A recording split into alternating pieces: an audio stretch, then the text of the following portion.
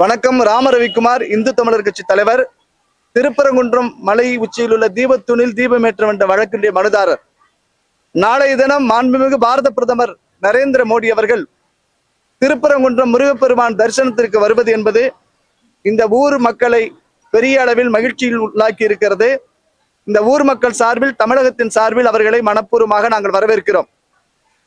நாளை மாண்புமிகு பாரத பிரதமர் திருப்பரங்குன்றம் மலை உச்சியில் தீபம் ஏற்ற வேண்டும் என்ற வழக்கில் தீர்ப்பின் அடிப்படையில் தீபம் ஏற்றாத தமிழ்நாடு அரசினுடைய இந்து விரோத தன்மையை மக்களுக்கு தெரியப்படுத்த வேண்டும்.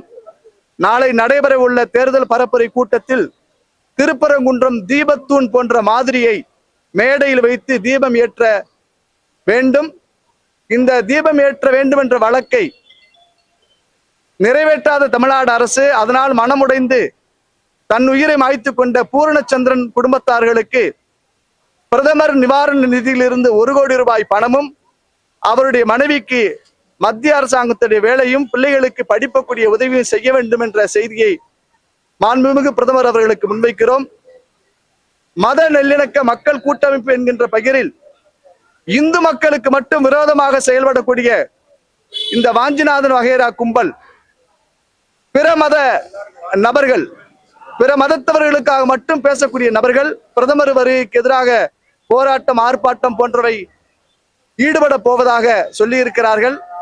அதனை தமிழ்நாடு அரசு முன்னெச்சரிக்கையாக நடவடிக்கை எடுத்து அவர்களை கைது செய்ய வேண்டிய நடவடிக்கை செய்ய வேண்டும் என்ற செய்தியை இந்த தருணத்தில் தெரிவித்துக் கொள்கிறோம்.